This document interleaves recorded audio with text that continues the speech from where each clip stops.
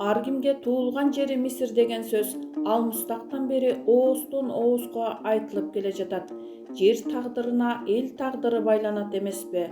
Жер сагынбас ат болбойт, эл сагынбас эр болбойт дешип, алыска кетип, кайра кайтпай калгандардын арманы болсо керек.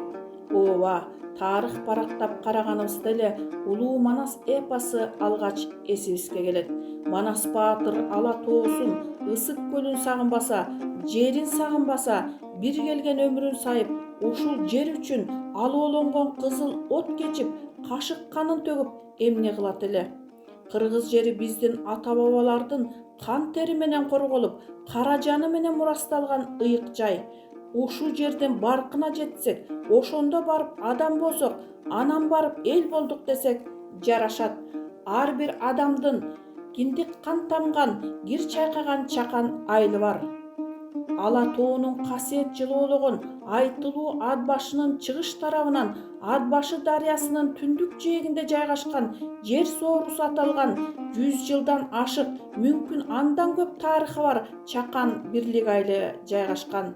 Статистикалык эсеп менен 344 түтүн күн кечирип келет.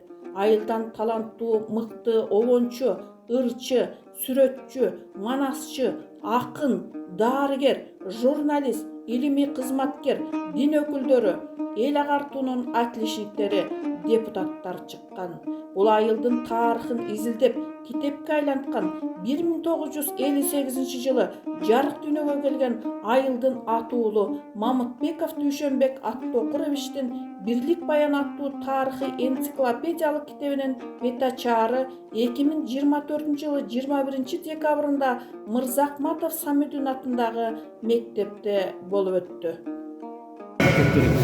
Бала кезден башталган бирлигин теңдик камтанган айламасы терсинден чар жасамыш бер жазданын кокоюн коло кекилик кыл тетеп кыргоо бар жактан адырын коло мал жаткан шылдырай кулактар жакта керемет жерин бирлигин эркин бир акын ыр жазган өркүндөп өсүп күн сайын бекемдей берсин бирлигиндеп Акын эжекебиз Сайрагүл Касымова айткандай, кокоюнда кыргоолу төшүндө мал жаткан айтылуу ат башынын чүйү аталган бирлик айылынын отурупташкан мезгилден берки архивдик материалдарга таянып жазылган Бирлик баян аттуу китептин бет ачарына кош келипсиздер. Саргардын кагыздарды көз майын уротуп окуп чыгып, камналарын терип кынаптап, шуурдай тизип чыккан биздин агабыз, биздин майкебиз Мамытбеков Дүйшөнбек майкеге кол чабуулар болсун. Бир четти кубанып, сөзүндү эмнеден баштап билбей турам. Эгер казактын бир акылманы казактын кейини Букар Жородон сураган экен. Акылманын айтымызча, бул көч баштоо кыйынбы, же кол баштоо кыйынбы? Анда Букар Жородон айтты, эгерде калдаган калың журтуң болсо артыңда, көч баштоодо да кыйын эмес. Артыңда ишеничтүү колуң болсо, кол баштоодо да кыйын эмес. Мына эл алдына чыгып сөз баштоо кыйынбай деген экен. Анысында içinde o yerin aldığına çıkıp söz başına kıyılmayın. Önemli hukumatla ait tuğanlar sizlerde en aldığından gündüz sonuna karavay, yolun alыстığına karavay, vaktilarda korotup atayı benim içinde gelgenlerge minlerde razımın çok rahmat aytamın. Ат башта жер жок. Мына мен өткөн жылы ат башына келип бир бекер концертин коюп кеттим. Элим менен мен бармын дегенди эсептедим. Анан кийин мына бүгүн келдим. Ат башынын көчөсү Замгар көчөсүнүн керендиги, асфальт, эми болсо ат башын так өзгөртүп турмабайсыз. Ким болсо да аким менен рахмат сөз просто ат башын жаркыраттыр. Жылай менен жаркыратасыңар. Bir tane gelin kurgaldaktır. Bir бирден бир асфальт болуп тур. Бияк көчөлөр жакшы болуп тур, сетка менен тосулуп тур. Көчөлөр жакшы. Элибиз жерибиз аман болсун. Элибизден чыккан могу Дүйшөнбек окшогон жигиттер, Майрам окшогон кыздарыбыз, биздин таланттарыбыз аман болсун. Эл сооптуу болсун. Биздин ага турган желегежек эл журтубуз аман болсун. Тынччылыкта болсун. Ошол үчүн мен бирлигим деген ырымды берейин.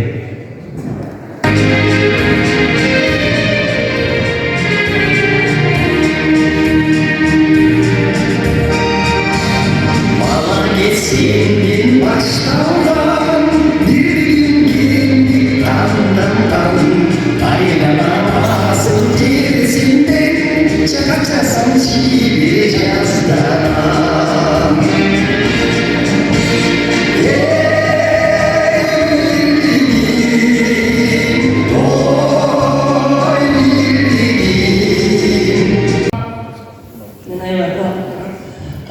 Kultlatım belirgenden beri pat-pattan gelip kaldım.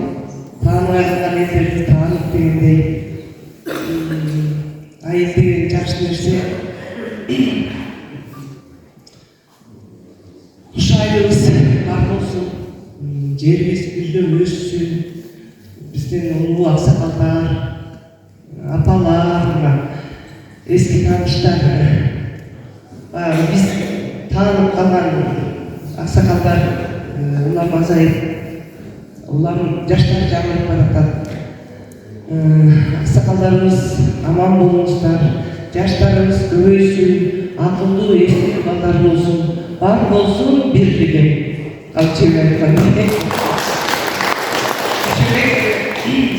чоң еңбек жараттың ішінде мен кейде тұқылымда мен егер еркек бала болғанда мен бірліктен еш жаққа кетмек емеспін депші. Себебі мен аябай көп сағынамын да шайырды.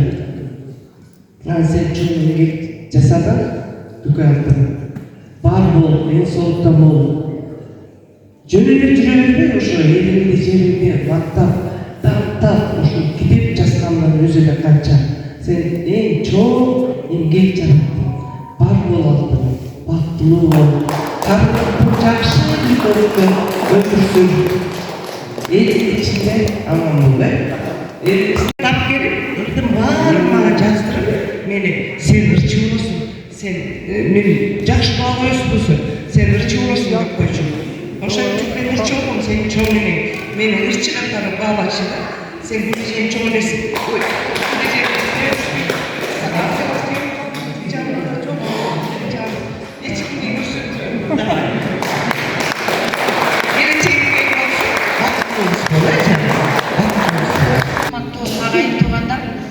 Бүгін мынакей айылдың тұрғындарын чоғылтып, алыс жақынды біріктіріп тұрған Мамытбеков Дүйшөнбек ағайымыздың «Бірлік баяны» атты тарихи энциклопедиялық китебінің бет ашарында тұрамыз.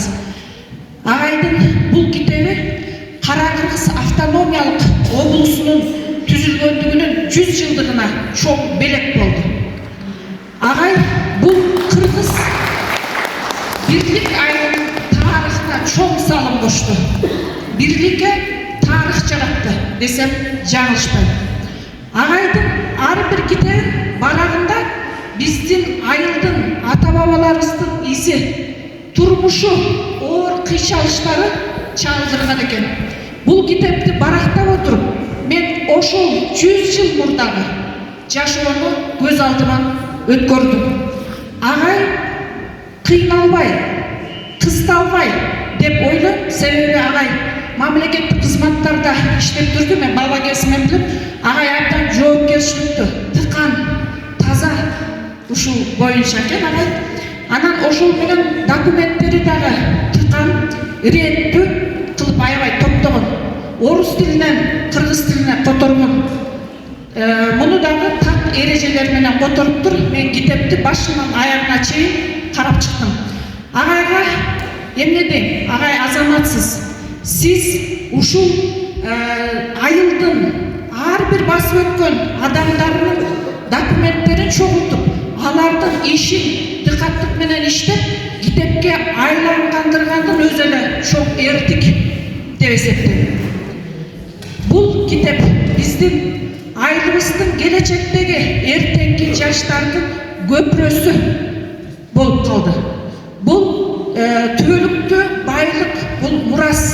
Мен китеп чыкты дегенде аябай сүйүндүм, эчтеке карабай жол тартып келдим. Себеби биздин айылдын ушул руханий байлыгына чоң салым кошоткон адамдар бизде азыр мына акыркы жылдары чыга баштады. Мен буну кубаттайм. Себеби ал баш эл, анын ичинде бирлик айылынын жашоо турмушу абдан жакшы. Жылдан жылга экономикалык, материалдык байлыгы бар, Кудайга шүгүр. Демек, барыңыздарга айтар элем, эмки жаштарды окутуп, ушул руханий байлыкка үндөсөңүздөр деп чакырып таштайм. Биздин айылдан дагы мынакей мен ушу Майрам эженин атын эле укчумун, анан ырларын укчумун. Бүгүн ушул жүздөш отурам, өмүрүмдө биринчи жолу Майрам эжени көрүп атам. Экөөбүз айылдашпыз, кошуналаш экенбиз, бирок Майрам эжен ушундай биздин мыктыларды жаштарга сүйлөтүп, алардын иши менен тааныштырып, аларга дем күч бериш керек. Биздин мынакей мен май июнда майда келип кеткем. Тыныбек агайыбызга да аябай чоң рахмат. Мынакей колдоп, коштоп, бизди чакырып, ушул мен дагы келип эл менен, мугалимдер менен, окуучулар менен жолугуп кеткен, бизге арнап бурч ачкан. Ошол китебим байсалдуу болуп, мынакей кайра ушул тез аранын ичинде келип калды. Агайга чыгармачылык ийгилик каалайм. Сиз тарыхка, илимге салым коштуңуз. Эл эмгектен өтүп кетсе, өмүрдөн өтүп кетсе де, эл эмгектен эскерсин деген жакшы сөз бар. Чыңгыз Айтматовдун улуу сөзү бар. Эгерде де сен жакшылык кылам десең, үй бүлөңдөн коомго адам болчу адамды тарбиялап чык дейт. Ошон үчүн жаштарыбыз адам болуп өсө берсин. Барыңыздарга жакшылык каалайм. Кирип келаткан жаңы жылыңыздар менен куттуктайм. Дүйшөнбек ага, келиңиз.